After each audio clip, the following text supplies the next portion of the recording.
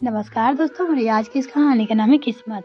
हे भगवान, मेरी तो मत ही मारी गई थी जो इस घर में शादी की।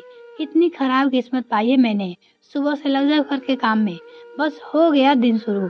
हमारी भी क्या जिंदगी, कभी बर्तन धो लो तो कभी कपड़े धो लो, कभी घर की सफाई कर लो। अपनी तो शक्ल का संवारने का समय ही नहीं मिलता। जब से इस घर में आई हूँ, मेरे सारे शौक मर गए। घर के काम से फुर्सत नहीं मिलती। पता नहीं यहाँ मैंने शादी की या काम वाली बाई की नौकरी पकड़ ली। भाभी रोज सुबह ऐसे ही चिल्लाते चिल्लाते घर का सारा काम करती है। हम में से कोई भी उनकी बात का गुस्सा नहीं करता था, क्योंकि हमें पता था वो दिल की बुरी नहीं है। बस काम करते करते थक जाती है तो कुछ भी बोलने वो लग जाती है। वास्तव में हमें तो अलार्म लगता है हमें उठाने के लिए। भैया भी रोज ऐसी ही चिल्लम चिल्ली को सुनकर उठ जाते हैं। फिर दोनों की खूब मस्ती चलती है। इस बैजबाजी में मस्त अपने दफ्तर जाने के लिए तैयार होता रहता हूँ। वैसे भैया भी कहाँ कम नहीं है। भाभी को हर बात का जवाब देते रहते हैं। यह नहीं कि उन्हें शांत ही करवा दे, उल्टा उन्हें और ज्यादा गुस्सा दिलाते रहते हैं। रोज सुबह बोलते कि मेरी भी जब से शादी हुई है तब से नींद उड़ गई है। बहुत समय हो गया सुकून की नींद सोए हुए। कितनी शांति हुआ करती थी इस घर में। इंसान दो पल सुकून से आराम से तो कर सकता था। यहाँ तो सुबह सुबह ही शोर शुरू हो जाता है। बस फिर क्या था। फिर भाभी जवाब देती, हाँ तो मेरे मियाँ जी, आप सुकून से आराम किया कीजिए। दफ्तर आपकी जगह मैं चली जाया करूंगी। वैसे भी रोज आपको दफ्तर पहुंचने में देरी हो जाती है और रोज आपको बड़े साहब पैसे काटने में लगे रहते हैं। उसकी पत्नी ने जवाब दिया, हाँ यह बात तो सच है। भाभी बिल्कुल सही कहती है। भैया को रोज दफ्तर जाने में देरी हो जाती है। भैया तो मजबूरी में नौकरी कर रहे थे। वास्तव में वह तो अपना काम ही करना चाहते थे, परंतु परिस्थितियाँ कुछ ऐसी थी कि उन्हें नौकरी करनी पड़ी। मैं और भैया मिलकर घर का खर्चा चलाते थे। माँ और पिताजी तो बहुत पहले ही हमें छोड़कर जा चुके थे। वास्तव में भाभी उसी दफ्तर में नौकरी किया करती थी। तभी तो यह दिन आज एक साथ है, पति पत्नी के रूप में। जी हाँ, आप सही समझ रहे हैं। मेरे भैया ने अपनी पसंद से शादी की थी। और आप इस चिलम चिल्ली की सुनकर किसी गलतफहमी में मत आ जाना। मेरे भैया और भाभी ने बहुत प्रेम है।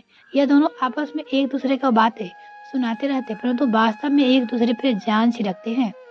इसलिए तो मैं इनकी बातों पर ज्यादा ध्यान नहीं देता। बस अपना तैयार होता, नाश्ता करता और काम पे चले जाता हूँ। लीजिए, दूध वाला भी आ गया। अरे मेम साहब, दूध वाला आया है, दरवाजा खोलिए, दूध ले लीजिए। और आज मेरा हिसाब भी कर देना। 1 महीने से ऊपर हो चुका है। कुछ पैसे दे दो। हाँ हाँ, तुमको बहुत जल्दी पड़ी है पैसे लेने की। दूध में आधे से ज्यादा तो पानी होता है और मलाई भी बिल्कुल नहीं आती दूध में। अरे मेम साहब, क्यों गरीब को मार रही हो? कुछ पैसे दे दो, हमें जरूरत है। हाँ हाँ, ला रही हूँ। तुमने कह दिया पैसे तो देना ही है।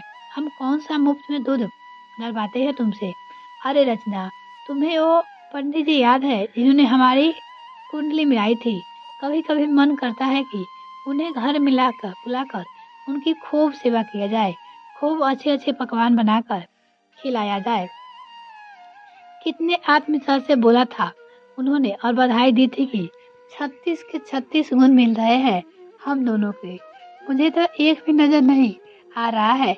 ऐसे कुंडली मिलाते हैं पंडित जी। वो अपनी पत्नी से बोले, अरे आप कुंडली की बात करते हो, मैं तो सीधा शिव जी से बात करने वाली हूँ। पता है, शादी से पहले 16 सितार के व्रत रखे थे। शिव जी मेरे व्रत का यह वरदान दिया मुझे। मैं तुमसे जरूर पूछूंगी मेरे व्रत में कौन सी कमी रह गई थी। हाँ हाँ, पूछ लेना। अब मेरा नाश्ता दे दो और टिफिन भी दे दो। दफ्तर जाने में देरी हो गई है।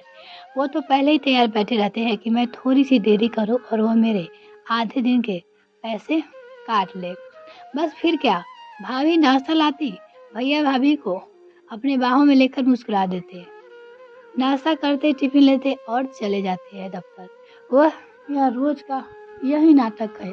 देखकर मैं खुश हो जाता हूँ कि अगर दिन घरों में झगड़े होते हैं और आपस में प्रेम खत्म हो चुका है, लेकिन हमारे घर में ऐसी रौनक रहती है कि भाभी वैसे बहुत समझदार है, पूरा घर संभालती है, बेचारी थक जाती है इसलिए थोड़ी चिल्लाकर बात करती है, परंतु हम सब साथ साथ बहुत खुश रहते हैं। मिलते हैं किसी और वीडियो में फ्रेंड, तब तक के लिए bye, thanks for watching this video.